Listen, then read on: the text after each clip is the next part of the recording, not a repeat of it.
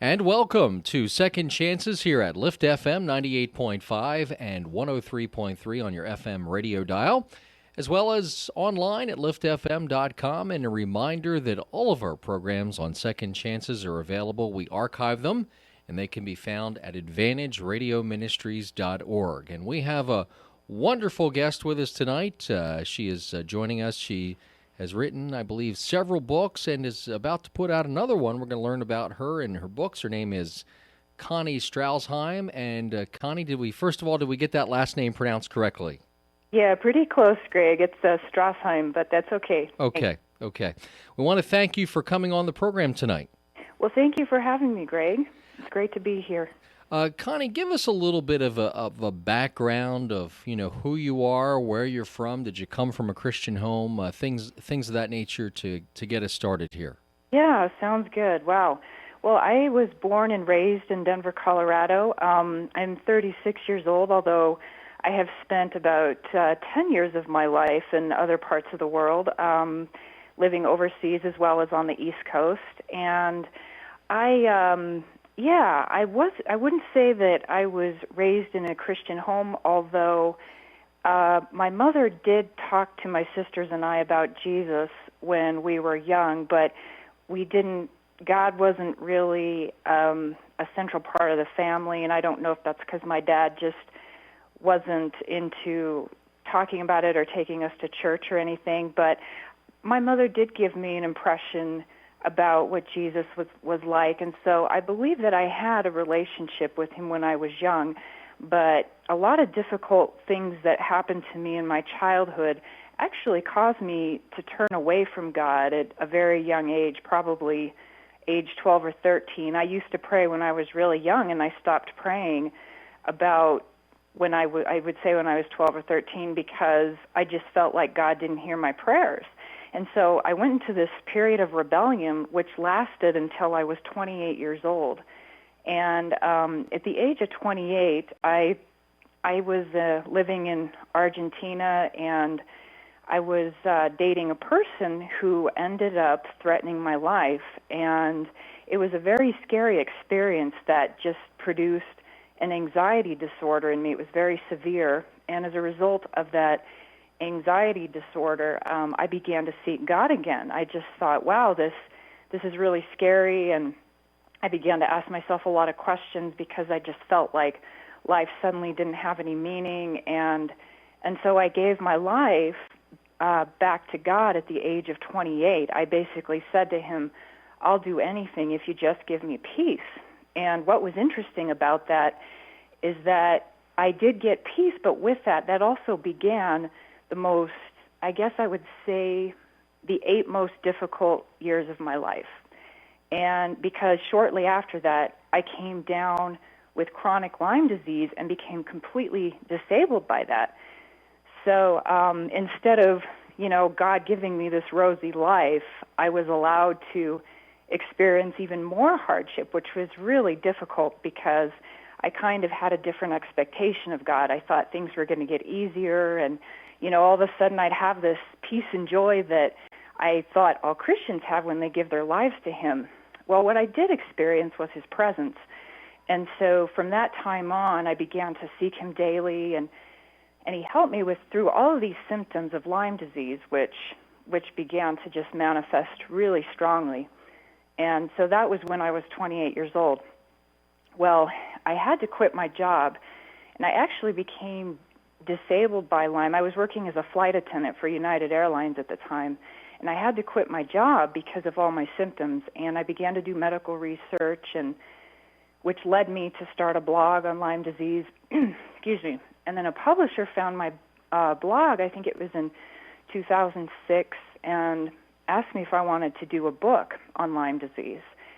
And so I did, and that one book led to another, and God basically just began to redeem a lot of things during this time that I was really sick. Since I was no longer working, he could basically, I had a lot of time to seek him. I had a lot of time to just spend time in prayer and get healed by him. So even though it was a really hard experience, I learned a lot about healing. about physical healing, emotional healing, spiritual healing. And God used that time with him and with Lyme disease to get me to depend on him and to learn about what healing really means and not just in the physical sense of the word.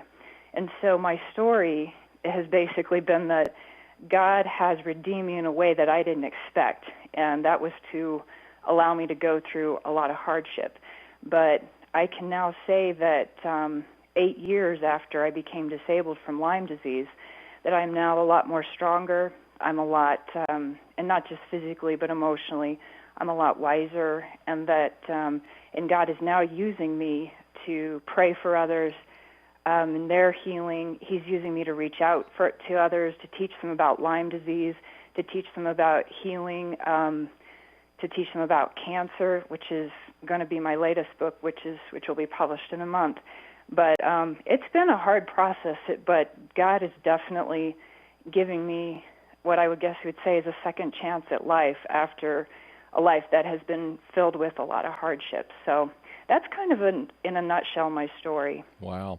Now, Connie, let me just backtrack for a little bit if I could. Sure. You mentioned, I think it was around 12 years old is when you kind of lost your way with God through a series of things that happened. Could you share those with us? Well, yeah, in general terms, I was just a really shy kid, and I had some family members that were abusive, and so because of that, I was kind of just a quiet child. I didn't have friends. I was very alone. I felt rejected. Rejection was just a very big part of my life, and I felt like God, that I didn't have any friends because God had just made me kind of abnormal. That's how I felt, and so I thought, wow, God just made me into this stupid, ugly, unpopular person, and so I'm not going to talk to him anymore. And that was my mind as a 12-year-old, and it was really sad because I just had a completely false notion of who he was. The things that had happened to me in my life, just caused me to have a totally false image of him that got really distorted. Did other consequences happen in your life between that time and the time when you came back to God at 28 that wouldn't have happened had you stayed on that road with the Lord?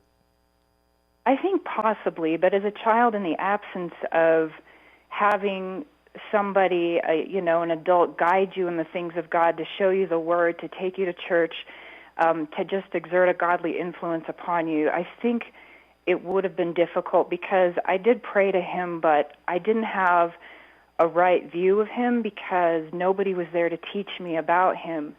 And so I can say that, yeah, if I had had the guidance, I think my life would have turned out differently. But because that guidance wasn't there very much, things got really difficult. And yeah, definitely there was the incident with this person, this ex-boyfriend who threatened my life.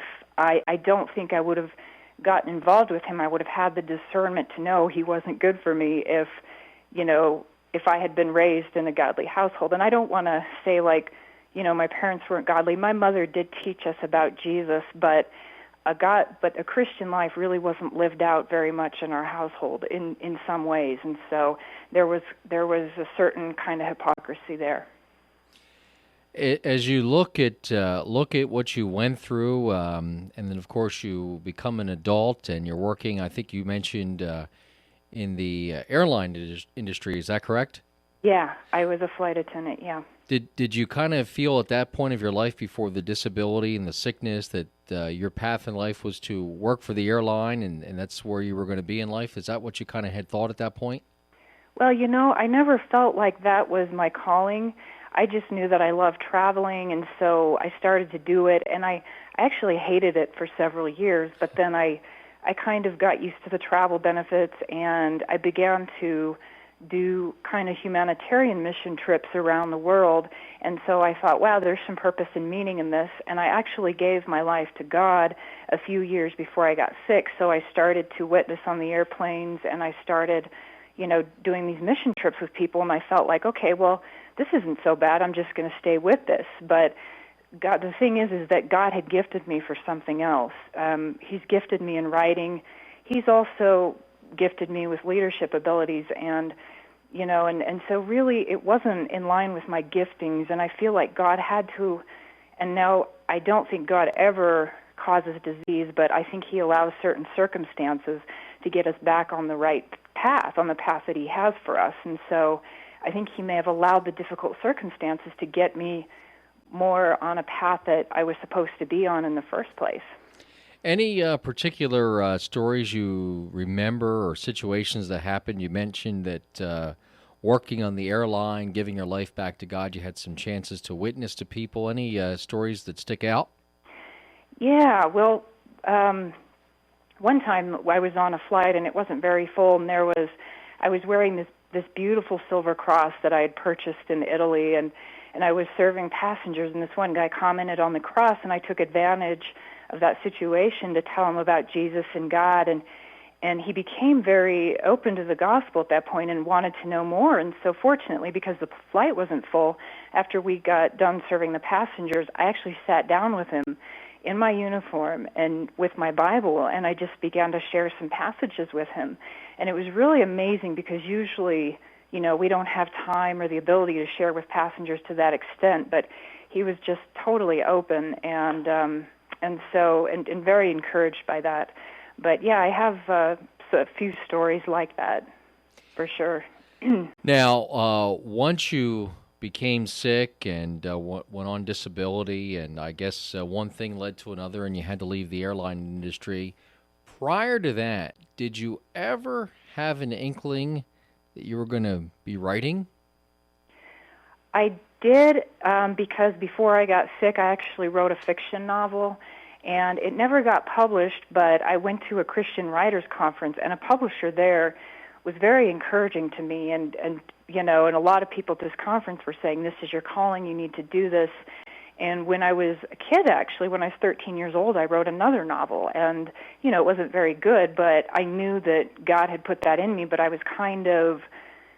wasn't sure how to use it, and I after this novel, I just kind of said, well, it'll be a nice hobby. But when I got sick, and I would say to the Lord, I'd say, I can't do much during the day. How do you want me to spend my time? I kept hearing, I want you to write. And I was like, well, what do you want me to write, Lord? And so it wasn't that clear to me, but I started this blog on Lyme disease because a friend had said, why don't you write about Lyme because you're learning so much? And so I did.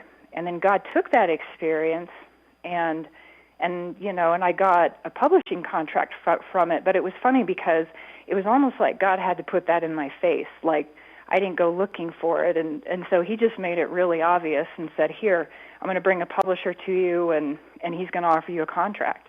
So that was just amazing because most writers actually have to go to publishers. It doesn't happen the other way around very often. So basically, you just decided to start the blog to help others. Is that how the blog started? Yeah, it was to help others because the thing is there wasn't a lot of good information on Lyme disease published anywhere. And I just thought, I've done like 3 years of research. I should just start sharing this with people. But it was also a form of catharsis for me to be able to write about my experience and share with others what God was teaching me. I realized it was becoming a source of encouragement to others, and so yeah, that's what I did. And my second Lyme disease book, which is called Insights into Lyme Disease Treatment, is currently the best-selling Lyme disease book on the market. And the reason I think that is because it contains interviews with 13 of the best Lyme disease doctors, and that information is hard to come by. It's hard to, most people can't just go to a doctor and say, tell me how you treat Lyme disease and give me 2 hours of your time. And I found 13 really good doctors who are willing to do that. And so I think that's, it's been a blessing to many people for that reason. How did you come across those 13 different doctors? Well, I basically did some research, and having spent several years researching Lyme, I compiled a list of doctors that I knew were having success in treating Lyme patients, and my publisher and I basically sent them an invitation. And, some responded and said yes, others didn't respond, but that's how we got them. And it was funny because my publisher said, I don't think those doctors are going to give you their time. And I said, well, I think they might, because the doctors who treat Lyme disease tend to be very passionate about it because it's a political disease. It's very hard to treat. And so it's a lot of doctors that are treating Lyme patients appropriately, they're persecuted. They're persecuted by the government. And so the only ones who are willing to treat it are the ones who actually, they're taking a risk and they're stepping out, and they're very passionate about sharing what they do.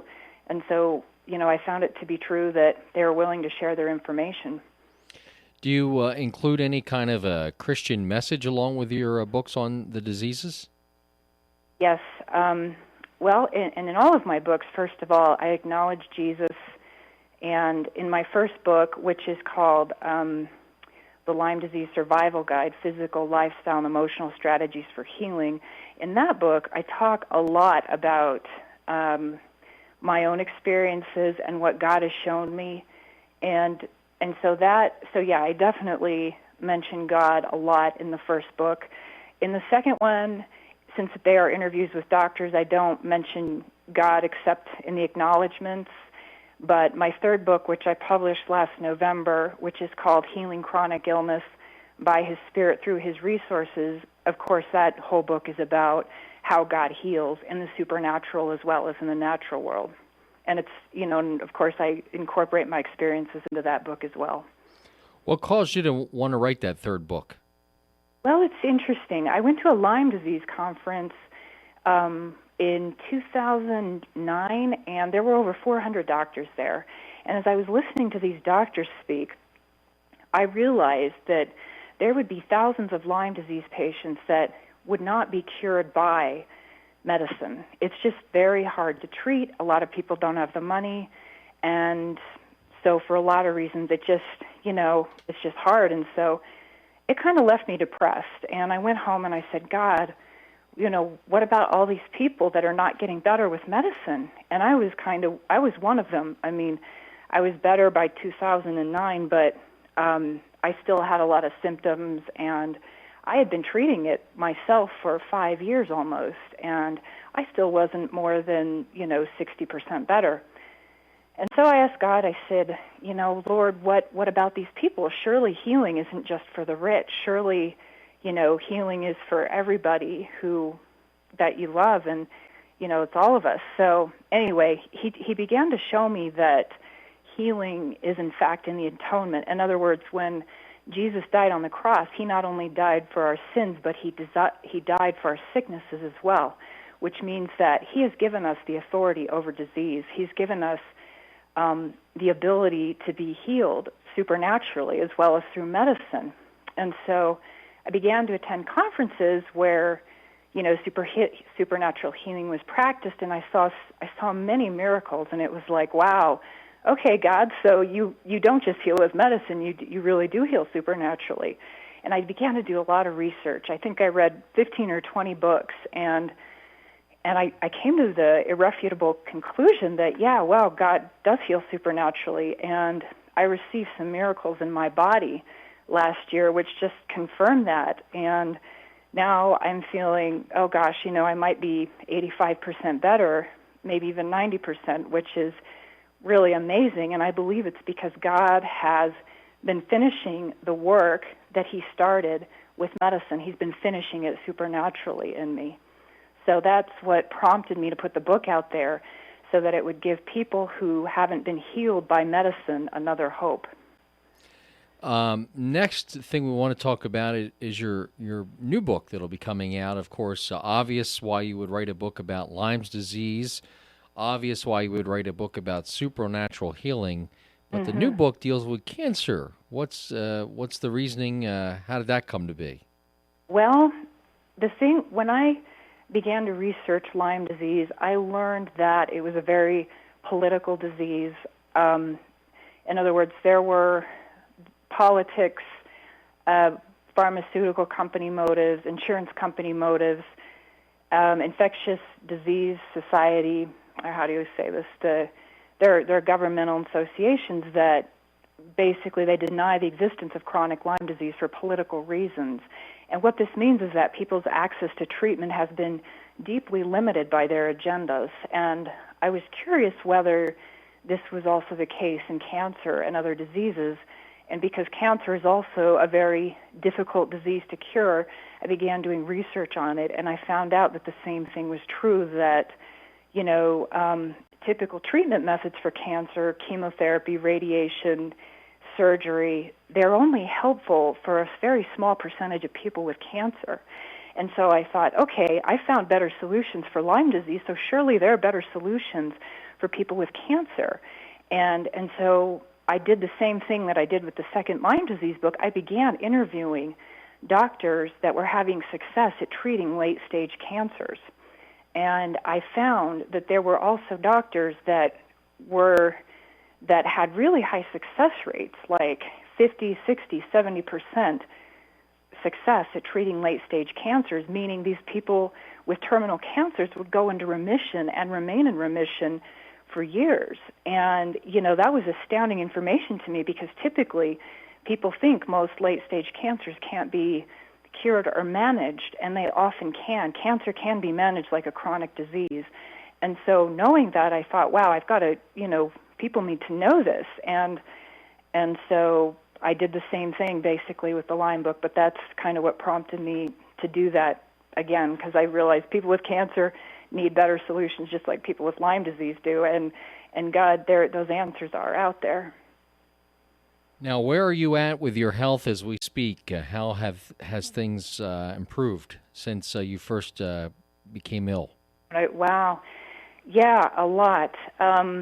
Mentally and spiritually, I am healthier than I've ever been in my life, even before I got Lyme disease, because when I got sick, God went and He healed a lot of things from my past, not just the Lyme. So in that regard, I'm doing very well. My mind functions well. I used to be severely depressed. I used to have anxiety so bad that it was like somebody was holding a gun to my head 24 hours a day. Now, I don't know if you can imagine that kind of fear, but and that was prompted by Lyme, but it was also prompted by events in my past and things like that. And I no longer have that fear. I no longer have that really horrible depression. And I'm functional. I can work. I still have mild fatigue if I don't take care of myself. But the thing is that Lyme, it destroys every organ and tissue in the body. And so rebuilding those organs and tissues takes time. And, God has been doing that. But sometimes God's miracles happen over time. They're not always immediate. And so, but I've been seeing continual improvements. So basically right now, the only things I deal with are some mild blood pressure issues, again, the fatigue, if I don't take care of myself, and I still have a bit of back pain, but, most people have back pain, so I don't consider that a big deal. I'm very grateful where I have come, where He's taken me, because I know a lot of people who haven't been as fortunate, and what I do now, excuse me, is I lead a prayer group for people that have chronic illness. It's a prayer call that I do twice a month. It's for anyone in the United States that has Lyme or chronic illness. We call in 2 Wednesdays a month, and we just pray for each other. And it's just really been awesome. How can one find out more about that? Yeah, if you go to, I have a blog, and it's called Lyme Bites. That's spelled lymebytes.blogspot.com, or if you just want to look me up on Facebook at, if you type in Connie Strashheim, my name will come up, and there's information on there as well about the prayer group, or people can ask me about it if they don't see the information. If one would like to obtain a copy of your Lyme disease book, your supernatural healing book, or your soon-to-be-published cancer book, how does one go about getting copies of those books? Yeah, sure. Well, for the Lyme books, you can go to the website Lyme Insights. That's so Lyme, one word, Insights, the second word, .com. You can also go to my blog that I just mentioned, lymebytes.com, or lymebytes.blogspot.com. The cancer book website is cancerbooksource.com, and the healing book on supernatural healing is healingchronicillness.org. And if all of that is just too much to remember, people can also email me at connie9824@aol.com, and I can direct them to the right pages. Let me repeat these websites, make sure I wrote them down correctly. It's limebites.blogspot.com. Is that correct? That's correct. And spell that for us one more time so we have it correct. Sure. It's Lyme, LYMEBYTES .blogspot.com. And to get the copy of the book, limeinsights.com. Is that correct? Right. That's for the 2 Lyme books. And one more time for the supernatural healing and the cancer book. Yeah, and the supernatural healing book is healingchronicillness.org. And I really recommend that one, by the way, because it's like a compilation of what God has taught me over 8 years, and just really invaluable information in there. And the cancer book is cancerbooksource.com.